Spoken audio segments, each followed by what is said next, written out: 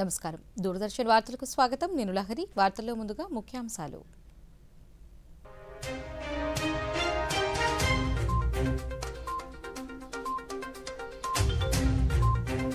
వ్యవసాయం, ఆహార వ్యవస్థలలో మహిళల నాయకత్వాన్ని ప్రోత్సహించడం ముఖ్యమన్న రాష్ట్రపతి ద్రౌపది ముర్ము. రేపు గువాహటిలో 22వ విడత ప్రధానమంత్రి కిసాన్ సమ్మాన్ నిధులను విడుదల చేయనున్న ప్రధాని మోదీ. రాష్ట్రాన్ని పారిశ్రామిక హబ్గా తీర్చిదిద్దేందుకు చర్యలు తీసుకుంటున్నామన్న ముఖ్యమంత్రి చంద్రబాబు నాయుడు. దేశంలో ముడి చమురు కొరత లేదన్న కేంద్ర పెట్రోలియం శాఖ మంత్రి హర్దీప్ సింగ్ పూరి. ఇరాన్లో భారతీయులను సురక్షితంగా స్వదేశానికి తీసుకువచ్చేందుకు అన్ని ఏర్పాట్లు చేస్తున్నానన్న విదేశాంగ శాఖ. ఇక వార్తల్లోని వివరాలను చూద్దాం. ఐక్యరాజ్య సమితి 2026వ సంవత్సరాన్ని అంతర్జాతీయ మహిళా రైతు సంవత్సరంగా ప్రకటించిందని రాష్ట్రపతి ద్రౌపది ముర్ము తెలిపారు. ఢిల్లీలో వ్యవసాయ, ఆహార వ్యవస్థలో మహిళల పాత్రపై 3 రోజుల అంతర్జాతీయ సమావేశం ప్రారంభ కార్యక్రమంలో రాష్ట్రపతి మాట్లాడుతూ విత్తనాలు నాటడం, కోయటం, ప్రాసెసింగ్ చేయటం వంటి అన్ని వ్యవసాయ కార్యకలాపాలలో మహిళలు కీలక పాత్ర పోషిస్తారని తెలిపారు. వ్యవసాయ విశ్వవిద్యాలయాలలో 50% కంటే ఎక్కువ మంది బాలికలే ఉన్నారన్నారు. వ్యవసాయం, ఆహార వ్యవస్థలలో మహిళల నాయకత్వాన్ని ప్రోత్సహించడం చాలా ముఖ్యమని రాష్ట్రపతి పేర్కొన్నారు.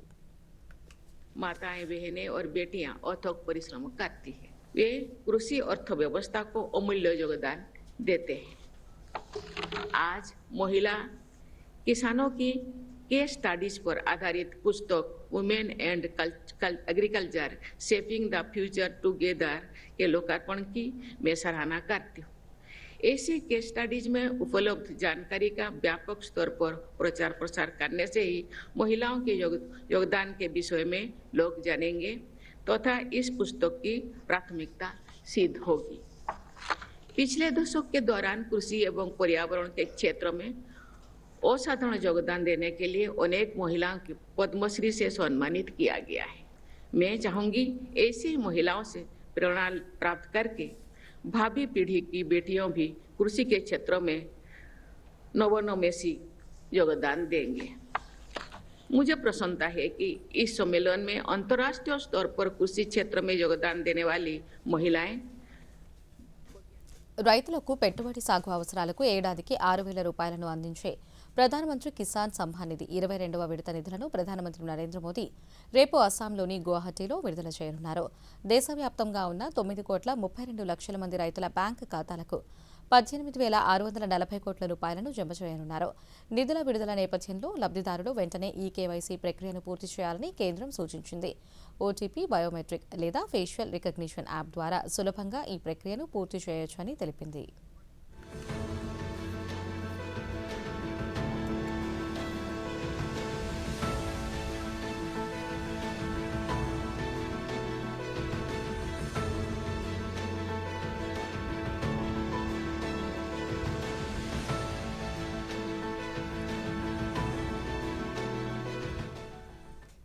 ప్రధానమంత్రి నరేంద్ర మోదీ రేపటి నుంచి 2 రోజుల పాటు అస్సాంలో పర్యటిస్తారు. ఈ పర్యటనలో భాగంగా ప్రధాని కోక్రాఘర్, గౌహతి, సిల్చార్లలో 47,600 కోట్ల రూపాయలకు పైగా విలువైన బహుళ అభివృద్ధి ప్రాజెక్టులను ప్రారంభించి జాతికి అంకితం చేస్తారు. అలాగే పలు అభివృద్ధి పనులకు శంకుస్థాపన చేస్తారు.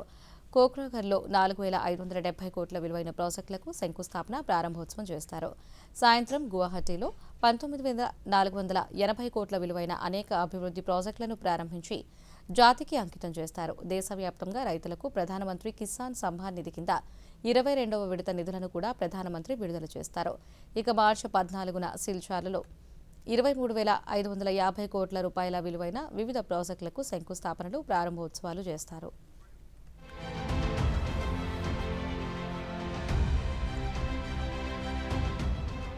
అరకు కౌను పేరుతో రూపొందించిన తొలి గిరిజన ఆర్గానిక్ మిల్లెట్ ఫుడ్ మెనూను ముఖ్యమంత్రి నారా చంద్రబాబు నాయుడు ఆవిష్కరించారు.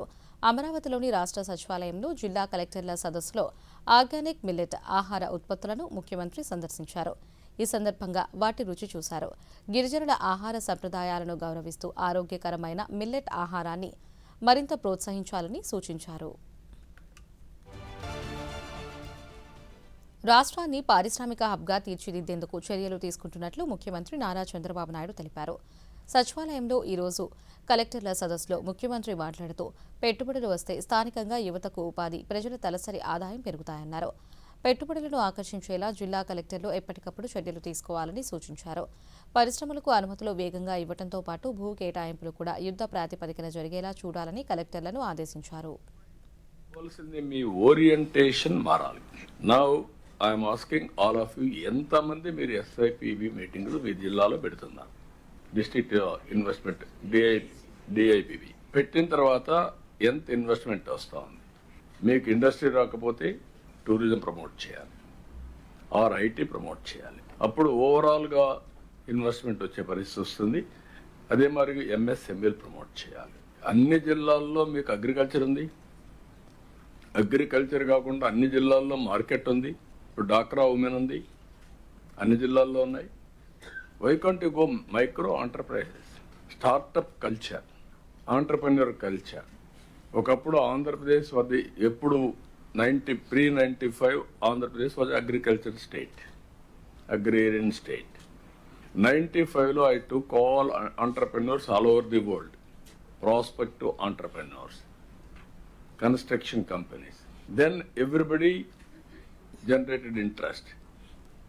ఇక్కడ పాలసీ మేకర్స్గా మనం ఉన్నప్పుడు కలెక్టర్స్గా మీరు కానీ ఇక్కడ ఈ సైడ్ ఉండే మినిస్టర్స్ కానీ గుర్తుపెట్టుకోవాల్సింది ప్రోయాక్టివ్. మేము గవర్నమెంట్ ఆఫ్ ఇండియా ఇచ్చిన హెల్ప్ ఎట్టడి తీసుకొని మేము ఏం చేస్తాం? శ్రీకాకుళం జిల్లా ప్రజల అవసరాలను దృష్టిలో ఉంచుకుని ఒకేసారి 3 రైళ్లకు సంబంధించి నూతన హాల్ట్లను మంజూరు చేసినట్లు కేంద్ర పౌర విమానయాన శాఖ మంత్రి కింజరాపు రామ్మోహన్ నాయుడు తెలిపారు. గున్పూర్, విశాఖపట్నం మధ్య నడిచే ప్యాసింజర్ రైల్ ఇకపై హరిశ్చంద్రపురం రైల్వే స్టేషన్ వద్ద ఆగనుందని తెలిపారు. బెర్హంపూర్, విశాఖపట్నం మధ్య నడిచే ప్యాసింజర్ ఇకపై మందస రోడ్ రైల్వే స్టేషన్లో ఆగనున్నట్లు తెలిపారు. రూర్కెలా జంక్షన్, గున్పూర్ మధ్య నడిచే రాజారాణి ఎక్స్ప్రెస్ ఇకపై పాతపట్నంలో కూడా ఆగి స్థానిక ప్రయాణికులకు మరింత ఉపశమనం కల్పించనుందని రామ్మోహన్ నాయుడు తెలిపారు. ఎప్పటి నుంచో ఈ స్టాప్ కోసం స్థానిక ప్రజలు డిమాండ్ చేస్తున్నారు. వాళ్ళందరికీ కూడా నా హృదయపూర్వక శుభాకాంక్షలు. శ్రీకాకుళం జిల్లా అభివృద్ధిలో రైల్వేస్ తాలూకా పాత్ర చాలా ముఖ్యమైనది. అందుకోసం నేను ఎంపీగా ఉన్నప్పటి నుంచి చాలా కార్యక్రమాల మీద దృష్టి పెట్టి ప్రత్యేకంగా పనిచేశాను. Stations upgradation, platform heights, sign boards, passenger amenities, ROBs, underpasses, stops, foot over bridges, ఇలా ఎన్నో కార్యక్రమాలు గత 12 సంవత్సరాలుగా చేపట్టాం. అమృత్ భారత్ స్టేషన్స్ కింద శ్రీకాకుళం, నౌపాడ, పలాస మరియు ఇచ్చాపురం డెవలప్ చేస్తున్నాం. పలాస ఆర్ఓబి ఎన్నో సంవత్సరాల నుంచి నిలిచిపోయినటువంటి ఆ కార్యక్రమాన్ని కొన్ని నెలల్లో పూర్తి చేస్తున్నాం. వందే భారత్ ట్రైన్స్ శ్రీకాకుళంలో స్టాప్స్ తెచ్చుకున్నాం. అలానే కొత్త సంవత్సరంలో అడుగు పెడుతూనే తిలారులో బెర్హంపూర్, విశాఖపట్నం, ఇచ్చాపురంలో పూరి, అహ్మదాబాద్, బారువాలో. ఉమ్మడి అనంతపురం జిల్లాలో 3 ప్రధానమైన కోటల్లో గుత్తికోట ఒకటి. గుత్తికోటను శత్రు దుర్భేద్యమైన కోటగా పరిగణిస్తారు. ఈ కోట విజయనగరం సామ్రాజ్యంలో ఉన్నప్పటి నుంచి ప్రాచుర్యాన్ని సంతరించుకుంది. ఆ కోట విశేషాలను ఇప్పుడు చూద్దాం. ఉమ్మడి అనంతపురం జిల్లాలో పర్యాటకులను ఎంతగానో ఆకట్టుకునే గుత్తికోటను 14 రాజవంశాలు పరిపాలించాయి. ఈ కోటను 1700 సంవత్సరంలో మురారీరావు గోర్పాడే ఎక్కువ కాలం పరిపాలించారు. ఈ కోట సముద్ర మట్టానికి 680 కిలోమీటర్ల ఎత్తులో ఉంటుంది. భారతదేశంలో అతిపెద్ద ప్రహరీ గోడలు కలిగిన కోటల్లో గుత్తికోట రెండవది. ఈ కోటను చివరిగా టిప్పు సుల్తాన్ పరిపాలించారు. అనంతరం బ్రిటిష్ వారి ఆధీనంలోకి ఈ కోట వచ్చింది. కోట ముందు భాగంలో అలనాడు కలరాతో మృతి చెందిన యూరోపియన్ల సమాధులు మనకు కనిపిస్తాయి. ఇక్కడే ఒకప్పటి దత్తమండలాల కలెక్టర్ సర్ థామస్ మన్రో సమాధి కూడా ఉంటుంది. అలాగే కోట పైభాగానికి వెళ్తున్నప్పుడు ఒక దర్గా కనిపిస్తుంది. సంవత్సరానికి ఒక్కసారి ఇక్కడ ఒక ఉరుసు ఉత్సవం జరుగుతుంది. కాస్త ముందుకు వెళ్తే గుర్రపు నాడ ఆకారంలో గల ఒక కట్టడం కనిపిస్తుంది. దీనిని గుర్రపుశాల అని పిలుస్తారు. అలాగే అక్కడే ఒక పెద్ద బావి కూడా కనిపిస్తుంది. ఇలాంటి బావులు ఈ కోటలో 101 ఉన్నాయి. ఒకవేళ అనావృష్టి వచ్చి వర్షాలు పడకుంటే నీటి ఇబ్బందులు లేకుండా నీటి నిల్వ వ్యవస్థను కోటలో ఏర్పాటు చేశారు.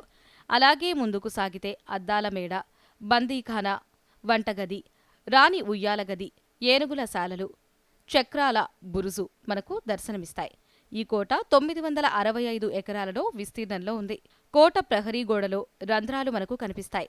ఇందులో ఒక రంధ్రం ద్వారా శత్రువులపై 3 మార్గాల్లో దాడి చేయొచ్చు. అలాగే కోట కిల్లా మీదకు వెళ్లి చూస్తే సుమారు 15 కిలోమీటర్ల వరకు కనిపిస్తుంది. ఈ కోట 44వ జాతీయ రహదారికి దగ్గరలో ఉండటంతో ప్రతిరోజు ఇక్కడ కోటను చూసేందుకు పర్యాటకులు తరలివస్తారు. ఇంతటి చరిత్ర కలిగిన గుత్తికోటలో ఈ నెల 14, 15 తేదీల్లో రాష్ట్ర ప్రభుత్వం గుత్తికోట ఉత్సవాలను నిర్వహిస్తోంది.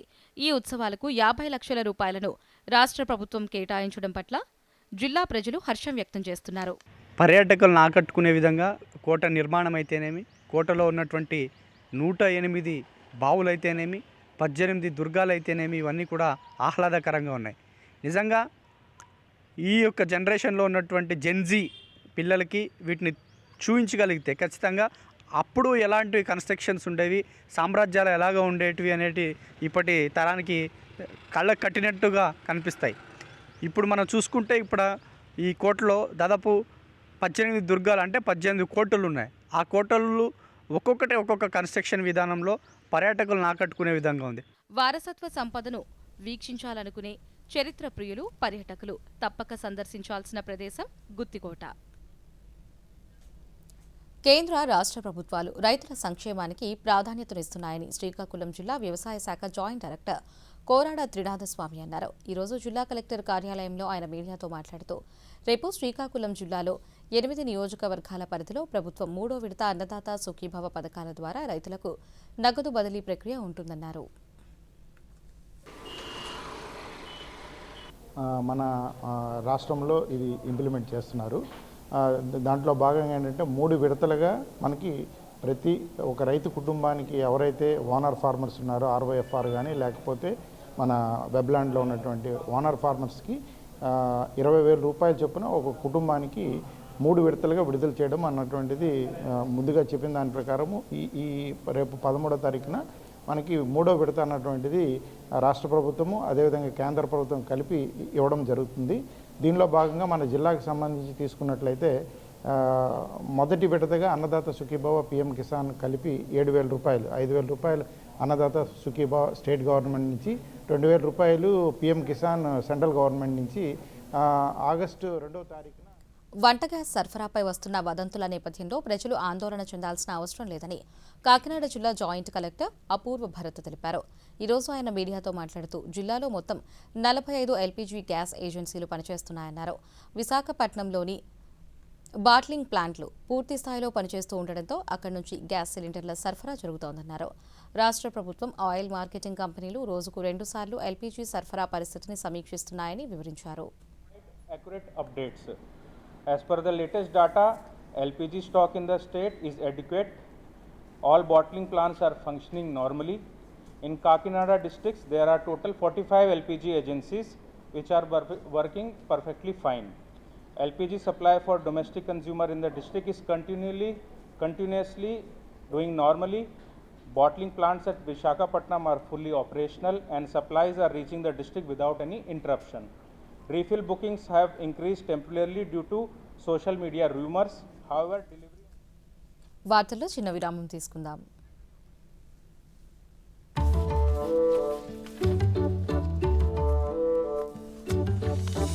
ఆగు! ఏంటిది? అసలైన నోట్ బ్రో, ఇది చిరిగింది. ఇదిగో చిరిగిన లేదా పాతబడిన నోట్లని బ్యాంక్ బ్రాంచ్ లో ఎక్స్చేంజ్ చేసుకోవచ్చు. వావ్, కొత్త నోట్ ఇస్తారా? అవును, వాటితో నువ్వు మాకు పిజ్జా పార్టీ చేస్తావు.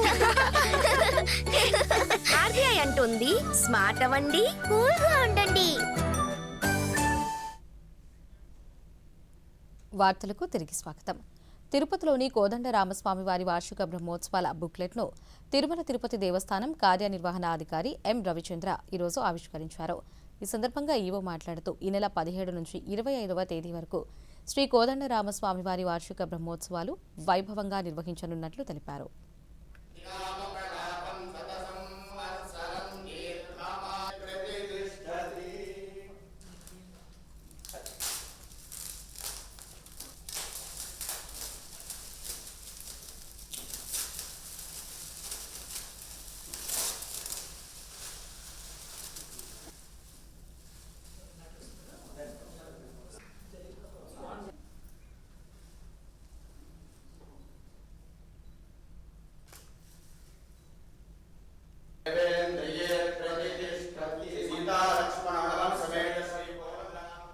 శ్రీ పొట్టి శ్రీరాములు నెల్లూరు జిల్లాలోని జువ్వెలదిన్నెలో సాగర్ డిఫెన్స్ ఇంజనీరింగ్ పరిశ్రమకు రాష్ట్ర ఐటీ శాఖ మంత్రి నారా లోకేష్ ఈరోజు శంకుస్థాపన చేశారు.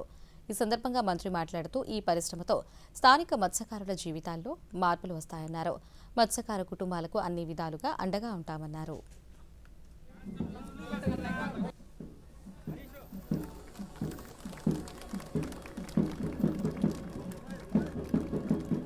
To this foundation ceremony, it brought back memories. Because this is the main road that I walked on. I did a Padayatra, 226 days, 3,132 kilometers. I walked on these roads. I met the fishermen here. And I had promised to them, yes, I will stand by you. I will change your life, your children's life. So for me, this project hits home. It's more personal and emotional. It's not merely a chapter in maritime technology, coastal security, and blue economy of India, but it's a personal commitment that I have made to my fishermen here.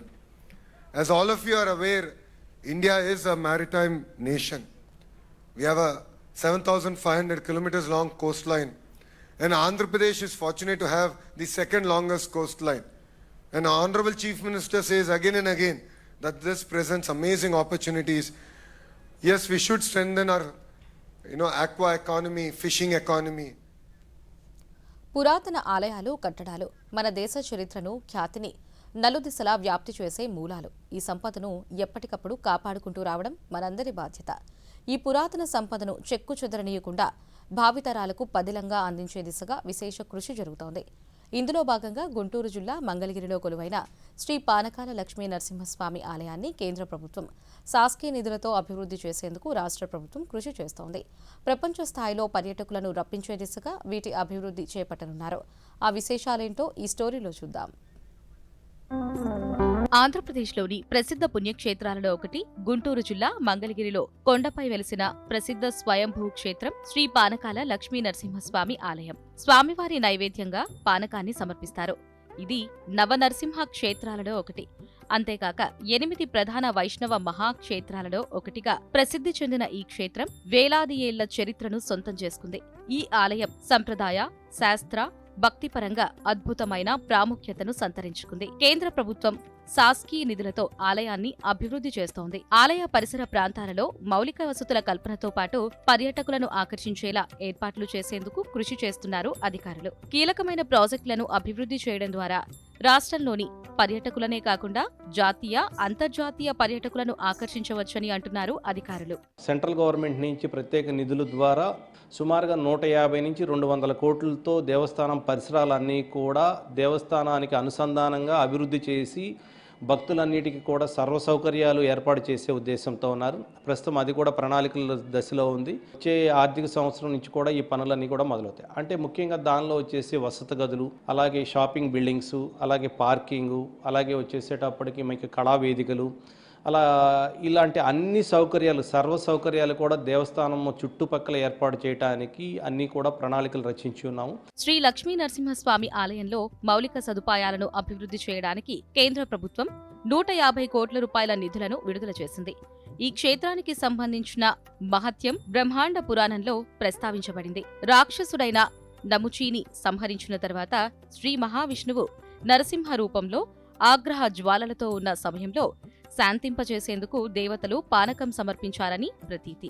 అప్పట్నుండి ఈ స్వామికి పానకాన్ని నైవేద్యంగా సమర్పించే ఆనవాయితీ కొనసాగుతోంది.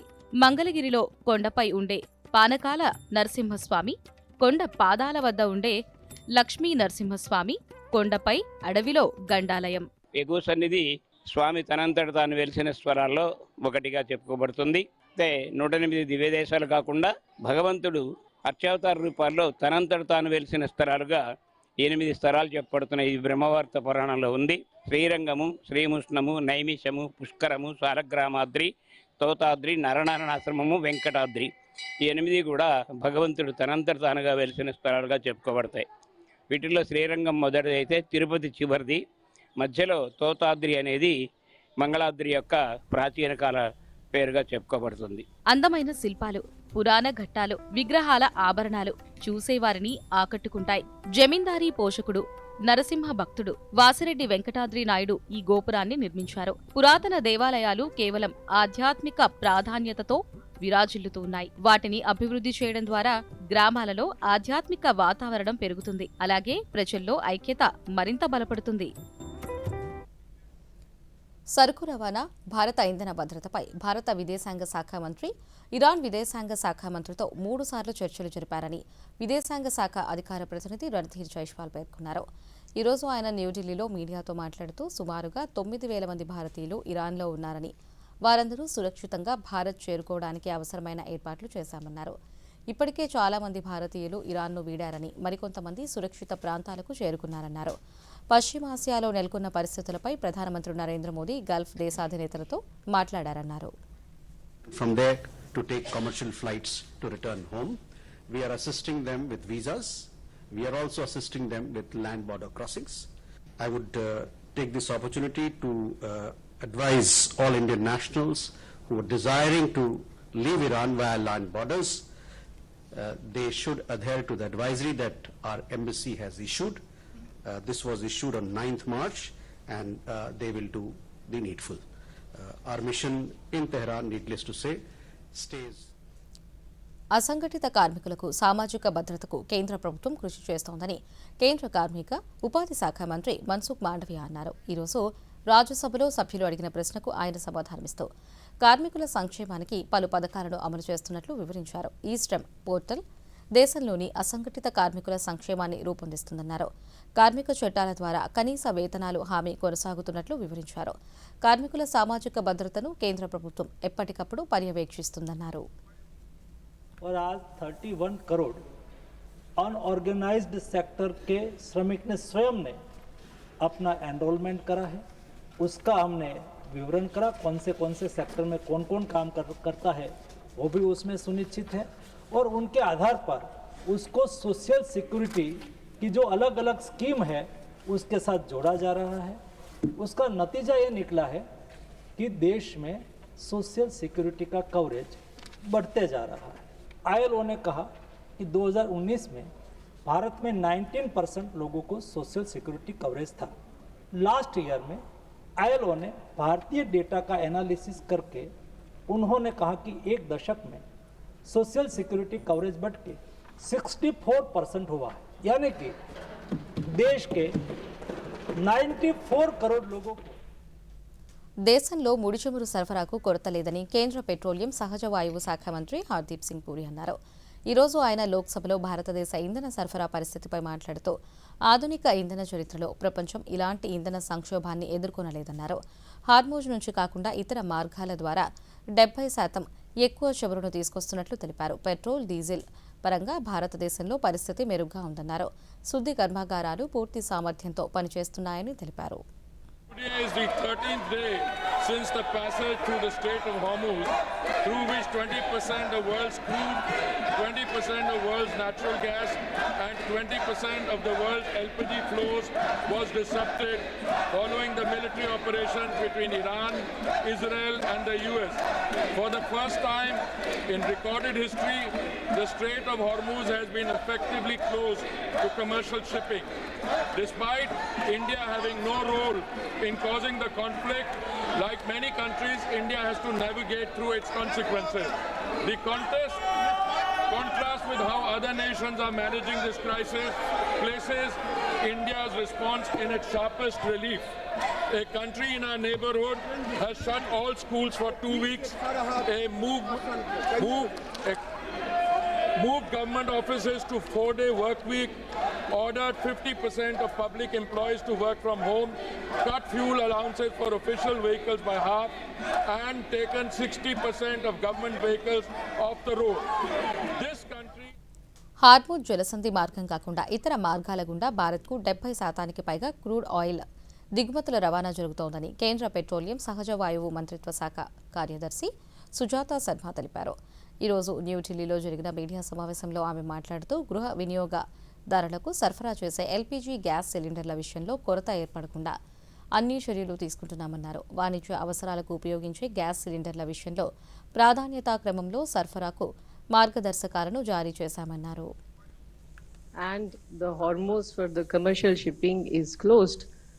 This is very important in the context that we do take a lot of import from the Strait of Hormuz, although after the intervention of the government, as on today, more than 70% of our import is coming, as I told you yesterday also, is coming through the routes other than Strait of Hormuz. So as far as the crude is concerned, the situation is quite comfortable, and I told you yesterday also that we use almost 55 lakh barrels of oil every day. One more thing that I will like to bring to your notice is that we are the 4th largest refiner in the world, and this is something which is giving us a lot of comfort in terms of the availability of the products like petrol and diesel. On 9th of March, we have Ministry of Petroleum and Natural Gas has issued order under essential commodity. దేశంలో ఒకప్పుడు cricket, ఫుట్బాల్కే పరిమితమైన యువత ఇప్పుడు సరికొత్త క్రీడల వైపు అడుగులు వేస్తోంది. అందులో ప్రధానంగా నిలుస్తోంది స్కేట్ బోర్డింగ్. బ్రహ్మపుత్ర నదీ తీరంలో యువత స్కేట్ బోర్డింగ్ను కేవలం ఒక సరదాగా కాకుండా ఒక వృత్తిగా, ఒక అంతర్జాతీయ కళగా భావిస్తున్నారు. ఈ క్రీడల్లో చిన్నారుల నుంచి యువతీ యువకుల వరకు ప్రతి ఒక్కరూ వినూత్నమైన స్టంట్స్ చేస్తూ తమ నైపుణ్యాన్ని చాటుకుంటున్నారు. ఈ నినాదంతో భారత్ అన్ని రంగాలలోనూ స్వయం సమృద్ధి సాధిస్తోంది. ఈ క్రమంలో దేశానికి అత్యధిక విదేశీ మారక ద్రవ్యాన్ని తెచ్చిపెడుతున్న టాప్ 10 రంగాలలో తోలు ఉత్పత్తుల పరిశ్రమ నిలిచింది. ఈ పరిశ్రమ అభివృద్ధికి ప్రధాన కారణం దేశంలో పుష్కలంగా లభిస్తున్న ముడిసరకు. ప్రపంచంలోని మొత్తం పశు సంపదలలో ఆవులు, గేదెలు, మేకలు, గొర్రెలు సుమారు 20% వాటా భారత్ కావడం విశేషం.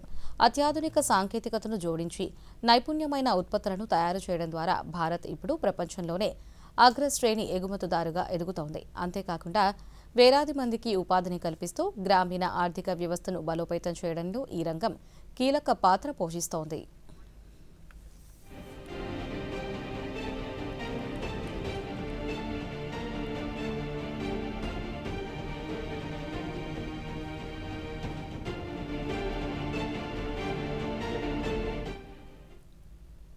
మనం తాగే టీ కప్ నుంచి ఆహార ప్యాకేజింగ్ వరకు ఇప్పుడు ప్లాస్టిక్ స్థానంలో కాగితం వాడకం వేగంగా పెరుగుతోంది. ఇది కేవలం ఒక చిన్న మార్పు మాత్రమే కాదు, పర్యావరణాన్ని కాపాడుకునే దిశగా దేశం తీసుకుంటున్న ఒక గొప్ప నిర్ణయం.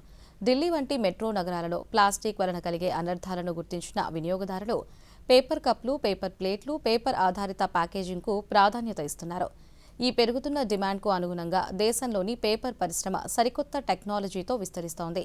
సామాజిక అడవుల పెంపకం, రైతులతో అనుసంధానమై సాగు చేస్తున్న పల్ప్ ఫుడ్ మోడల్స్ ద్వారా పర్యావరణ సమతుల్యతను దెబ్బతీయకుండా ముడి సరుకును సేకరిస్తున్నారు. ఈ పరిశ్రమ కేవలం పర్యావరణానికే కాకుండా లక్షలాది మందికి ఉపాధిని కల్పిస్తున్నారు.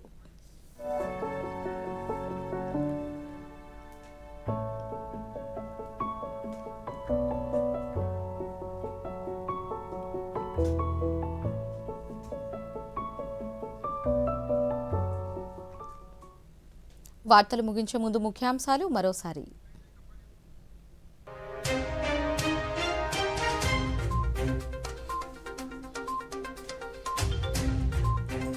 వ్యవసాయం, ఆహార వ్యవస్థలలో మహిళల నాయకత్వాన్ని ప్రోత్సహించడం ముఖ్యమన్న రాష్ట్రపతి ద్రౌపది ముర్ము.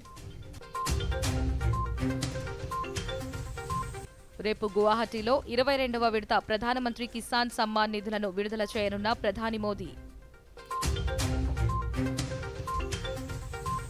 రాష్ట్రాన్ని పారిశ్రామిక హబ్గా తీర్చిదిద్దేందుకు చర్యలు తీసుకుంటున్నామన్న ముఖ్యమంత్రి చంద్రబాబు నాయుడు.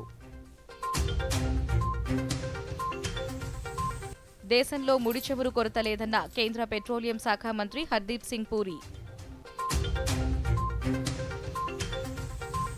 ఇరాన్లో భారతీయులను సురక్షితంగా స్వదేశానికి తీసుకువచ్చేందుకు అన్ని ఏర్పాట్లు చేస్తున్నానన్న విదేశాంగ శాఖ. ఈ వార్తలు ఇంతటితో సమాప్తం. నమస్కారం.